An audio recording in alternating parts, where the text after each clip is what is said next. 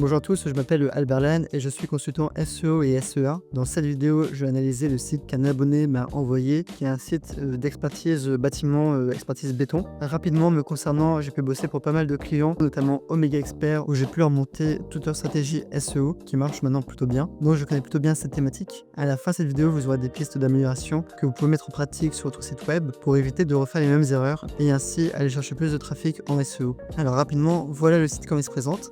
Bon, premièrement, au niveau de la charte graphique et du design, c'est quand même un site qui est plutôt vétuste, qui est plutôt ancien. De nos jours, on peut faire des très beaux sites assez simplement et qui sont vraiment orientés capture de prospects. Par exemple, ici, on n'a pas de formulaire directement sur la home page. Le numéro de téléphone, il n'est pas assez mis en avant. Voilà, il y a des petites choses niveau UX qui sont embêtantes. Donc, quand bien même ce client aura du trafic, il va avoir du mal à convertir et il va dire qu'il n'a pas beaucoup d'appels parce que les gens, ils se décident en moins de 2 secondes s'ils vont appeler la personne ou non, s'ils vont rester sur le site ou non. Donc, il faut vraiment que dès qu'on arrive, l'internaute soit capté par ce qu'il voit. Et là, pour le coup, c'est pas du tout captant. C'est même un peu cheap. Donc voilà, c'est vraiment important de soigner votre site web. Nous, on propose la création de site et le référencement. J'essaie de vous faire défiler plusieurs exemples. Et là, voilà, c'est vraiment en dessous un peu des standards de qualité qu'on fait pour nos clients. Alors, première chose que je regarde très rapidement, c'est le nombre de pages indexées sur Google.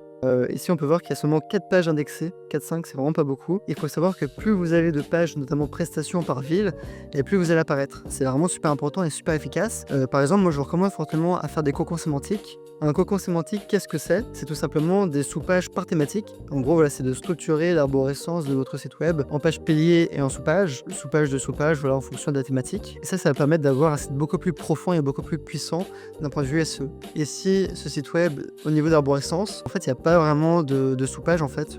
La page de service, c'est celle-ci, et elle est même un peu pauvre. Donc, premier point, c'est vraiment de structurer votre site comme ça. Un bon exemple, c'est le site Omega Expert, où en fait ici on a tout ce qui est expertise en bâtiment, et là derrière on a contre-expertise. Donc voilà, on a directement un site qui est bien structuré. Et quand je vais aller dans la contre-expertise incendie, je vais normalement avoir les articles de blog qui sont mis en avant. Donc voilà, bon, la page est quand même plutôt sympa. En plus, on a directement le formulaire ici. Donc voilà, on est quand même sur un site qui est quand même plutôt bien fait pour aller chercher de la conversion. On a les informations de contact, voilà, pour rassurer un maximum. Donc voilà, on a quand même une bonne base. Autre point important, c'est le contenu sémantique. La sémantique, c'est quoi?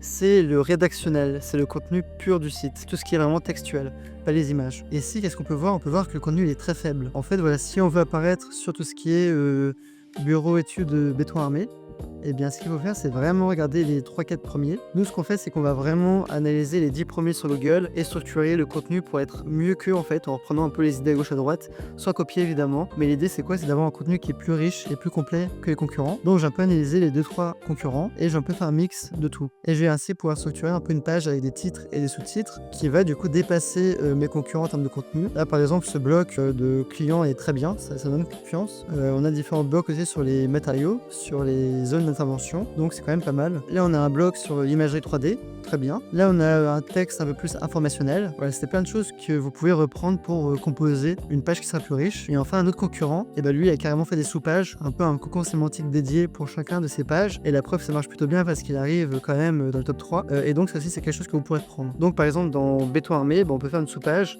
qui va parler directement de diagnostic. Et lui, son site est quand même plutôt bien réalisé. Même si elle a l'air plutôt simple, en fait, il y a quand même beaucoup de pages. Et il a vraiment bossé l'arborescence sur son site. Donc là, on a une page. Et après, on a encore des sous-pages. Donc son site est quand même plutôt bien. À l'exception que les boutons d'appel sont pas forcément très clairs. Il pourrait les mettre un peu plus en avant. Et le texte est un peu petit et la police est un peu fantaisiste. Mais sinon, c'est quand même plutôt bien. Autre chose que j'aime bien regarder, c'est un peu voilà, les titres et sous-titres.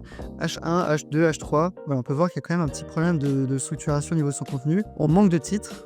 Il pourrait clairement mieux faire. Si on regarde par exemple ce site web, et on a un titre principal ici, et après on a plusieurs sous-titres. Pour afficher les titres et sous-titres de cette manière, c'est assez simple, je passe par une extension en fait que j'ai créée, mais sinon vous pouvez très bien inspecter l'élément et regarder si c'est un titre H1, H2, H3. Et ici on peut voir que c'est un H3 parce que c'est écrit ici, et le titre principal on peut cliquer dessus comme ça, et ça va être écrit H1, donc ça permet de vérifier ça. Donc il y a aussi un problème au niveau des titres et des sous-titres. Et enfin, autre problème que je vois, c'est qu'en fait il met pas assez en avant le côté local, et il dit pas où il est situé, et ce qui fait qu'il va pas apparaître sur beaucoup de requêtes locales. Mais en réalité, c'est possible qu'il y a des gens qui cherchent à Marseille, bureau d'études proche de Marseille. Et lui, Marseille, c'est une zone qui cible parce qu'il est dans la côte d'Azur. Donc, il peut potentiellement cibler cette zone. Donc, tout serait vraiment important pour lui de bosser un peu la zone Côte d'Azur avec des fiches Google My Business. Ça va lui permettre d'avoir une présence beaucoup plus locale et cibler de manière plus juste parce que je pense qu'il pourra pas faire des missions dans le nord par exemple de la France. Donc il va jamais apparaître sur l'ensemble de la France qui commence avec une zone spécifique en travaillant des pages par exemple bureau d'études béton à Marseille, bureau d'études béton à Aix-en-Provence, enfin je dis n'importe quoi mais c'est à titre d'exemple. Et de là il va vraiment pouvoir améliorer son référencement localement avec des pages thématisées et avoir plus de contenu. Donc c'est vraiment quelque chose de vraiment important, le contenu. Merci d'avoir regardé cette vidéo jusqu'au bout. Si vous voulez plus de conseils SEO, n'hésitez pas à laisser un commentaire. Si vous voulez un audit, vous pouvez me laisser votre site web. En tout cas pour moi c'est un vrai plaisir de faire ce genre de contenu. Merci, à très vite.